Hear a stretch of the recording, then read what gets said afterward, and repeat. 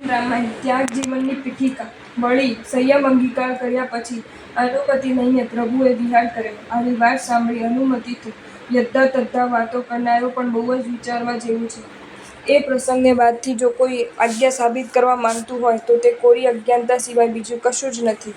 વસ્તીના માલિકને પૂછીને મુનિવરો વિહાર કરે, એનો અર્થ એ નથી કે વસ્તીના માલિકની આજ્ઞા સિવાય મુનિવરોથી વિહાર ન થઈ શકે. તેમ ભગવાન અનુમતિ લઈને વિહાર કર્યો અને એનો અર્થ એ પણ નથી કે કુટુંબીઓ હા પાડે તો જ ભગવાન વિહાર કરી શકે, નહીં તો ન જ કરી શકે.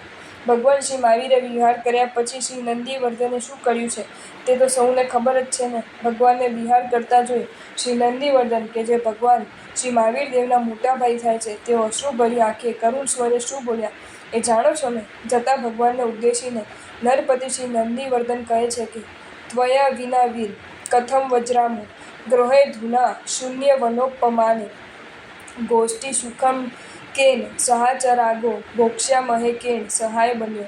હું એ વીર તમારા વિના અમે શૂન્ય વનની ઉપમાવાળા ઘરમાં હવે કેમ કરીને જોઈએ? અને હે બંધો, હવે અમે ગોષ્ઠી સુખને કોની સાથે આચરીએ અને ભોજન પણ કોની સાથે કરીશું?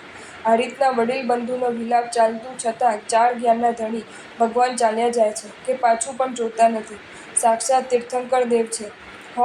નિર્દય તેના આરોપ મૂકવાની મૂર્ખતા ન કરતા. ખુદ તીર્થંકર દેવના દીક્ષા પ્રસંગે પણ રોનારા હોય છે. આ વખતે રોતા શ્રી નંદીવર્ધનને શાંત કરવા માટે ભગવાને પાછું ફરીને જોયું હોત તો શું થાત? એ જ કે મોહ વૃદ્ધિ પામત. મોહમાં મોહ સામગ્રી મળે તો મોહ અધિક થાય એમાં આશ્ચર્ય શું છે? પણ ભગવાન તેમ કરે જ શાને? જ્યાં ભોગ જીવન ચાલે ત્યાં ત્યાગ જીવનની પીઠિકા બાંધવી જોઈએ ને? ભોગ જીવન ચાલે ત્યાંય ત્યાગના છાંટા તો છાંટવા જ જોઈએ અને ઉપસંહાર તો ત્યાગમાં જ લાવવો જોઈએ.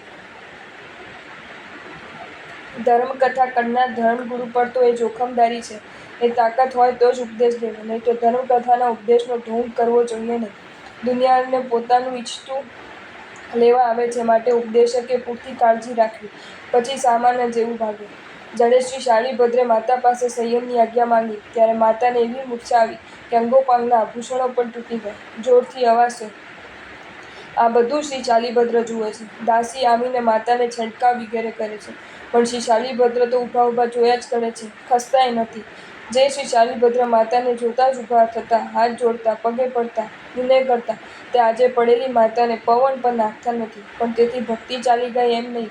તે પુણ્ય પુરુષે પણ વિચાર્યું કે આ મૂર્છા શાની છે? મોહની. હું જો જોઉં, માતાનું મસ્તક ખોલામાં લઈને બેસું તો માતા જાગે, મને જુએ કે તરત માતાનો મોહ વૃદ્ધિ પામે. શાલિભદ્ર બેઠો છે એમ જુએ એટલે માતાને એમ થાય આ મને નહીં તજે. માતાને જ્યારે મૂર્છા ઉતરી ત્યારે શાલિભદ્રને ત્યાં જ ઊભેલો જોઈ એમ થયું કે દૂર ઊભો છે. ખરેખર શાલિભદ્ર બદલાઈ ગયો. શ્રી શાલિભદ્રની ભાવના ફળી. હવે પાછા ભગવાન શ્રી મહાવીરદેવ અને નંદીવર્ધનની વાત કરીએ. ઉપર પ્રમાણે કહેવા છતાં પણ ભગવાને પાછું ન જોયું. એટલે નંદીવર્ધન કહ્યું કે હે ભાઈ, દરેક કામમાં અમે વીર વીર કહીએ બોલાવતા હતા, હવે વીર વીર કહી કોને બોલાવશું? ભાવના ફળી. ભગવાન તો ચાલ્યા જ જાય છે એટલે દેખાય ત્યાં સુધીમાં છેવટે નંદીવર્ધને કહ્યું કે ભાઈ આપ તો વિતરાગ છો, પણ અમારી વિનંતી છે કે કોક ગાડું સંભાળજો. વ્યવહારમાં પણ છોકરો પરદેશ જાય ત્યારે મા બાપ ગાડીએ મૂકવા આવે, પહેલાં આંસુ પાડે, બધું કરે, પણ પછી ગાડી ઉકળે એટલે આવાજે કહી દે અને જરા છેટે જાય એટલે હાથ ઊંચો કરી આવજો કહી દે. સંસારના મોહની એ ગતિ છે. જેનો એકનો એક પાલક દીકરો મરી જાય તેને પણ આઘાત જ જે મળતી વખતે થાય તે પછી નથી રહેતો. થોડા દિવસ ગયા બાદ બધું વિસરાવી પડે. સંસારના મોહની એ સ્થિતિ છે. એ મોહથી ખસવું હોય તો જ્ઞાનીએ કહેલા માર્ગની અંદર આવો અને કોઈ આવતો હોય એને ન અટકાવો. આજનાઓ માતા પિતાની કેવા સેવા કરનારા છે અને કેવા ભક્ત છે એ તો હર કોઈ વિવેકી સમજી શકે છે. શાસ્ત્રમાં કહે છે કે સંસારમાં રહેલા આત્મા જો શુદ્ર સ્વાર્થને વશ થઈ મા બાપની અવજ્ઞા કરે તો એના જેવો દુષ્ટ દીકરો કોઈ નથી. મા બાપની આજ્ઞા ખાતર પોતાની અનેક પાપ લાલસાઓને ઠોકરો મારનારા કેટલા નીકળ્યા. બાળક માતા પિતાની આજ્ઞા વિના એક કદમ પણ ન ભળતા અને તમે લોભ ખાતર, પૈસા ખાતર મા બાપની આજ્ઞાને ઉલ્લંઘો છો કે નહીં?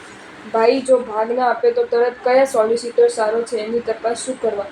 ભાઈને નોટિસ આપો. ભાઈને હા, પડોશી પણ એવા મળે કે ભાઈ તો એ જ લાગનો એવી સલાહ આપે. સભા, બાપને પણ નોટિસ આપો. લો, બાપને પણ નોટિસ. આવું જીવન આવે તે પહેલાં માથાના વાળ ઉખડી જતા હોય તો વાંધો શું? જેઓની દયા આવતી હોય તેઓને આવા મા બાપની આજ્ઞા નહીં માનનારા નાલાયક પુત્રો પાસે મનાવવું જવું જોઈએ. પણ આ તો દુનિયાનું મોજ શોખ મૂકી સંયમ લે ત્યાં જ દયા, લે ત્યાં જ આજ્ઞાની વાત. માટે હું કહું છું કે કેવળ શબ્દગ્રાહી ન બનો. જો એવા બન્યા તો વિરાટ જ બનશો. અત્યારે શ્રી રાવણનું ભોગ જીવન ચાલે છે. લલચાઈ જતા નહીં. શ્રી રાવણને 16,000 સ્ત્રીઓ થવાની છે. એ સાંભળીને અમારે 16 કેમ નહીં એવો મનોરથ ન કરતા, કારણ કે એનું પરિણામ ખરાબ આવવાનું છે. ભોગોને અંગે તો જે વાત બની હતી તે કહેવાય છે, પણ એમ કરવું જોઈએ એમ કદી માની લેતા નહીં.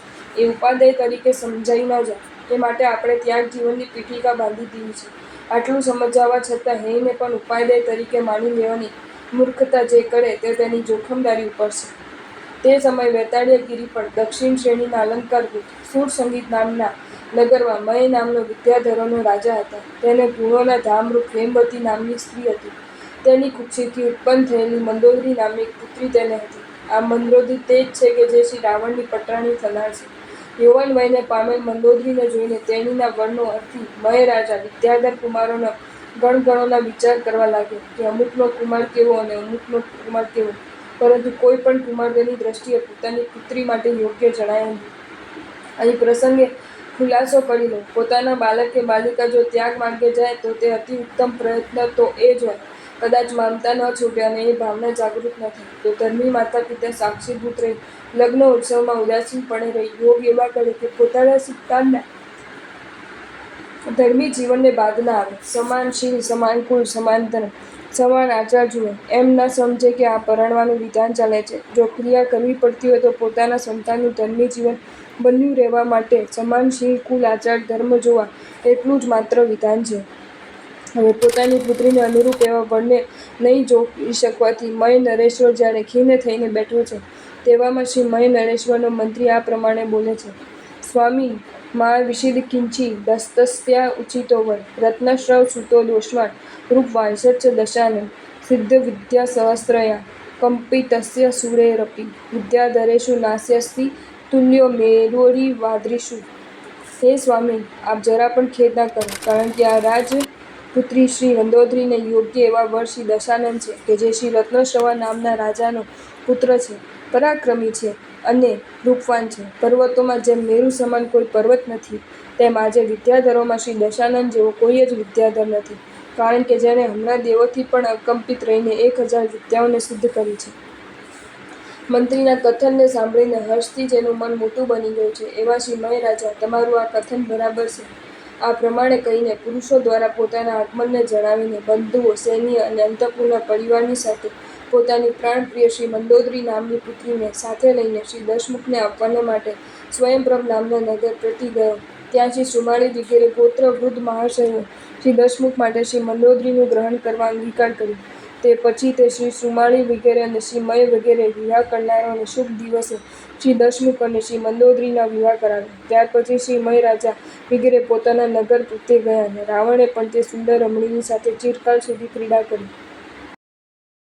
જો તમને આ વિડીયો ગમ્યો હોય તો આ વિડીયોને લાઇક કરો અને શેર કરો, અને આવા જ નવા વિડીયો જોવા માટે જૈન ફેક્ટ્સ એન્ડ સ્ટોરીઝની ચેનલને સબસ્ક્રાઇબ કરો.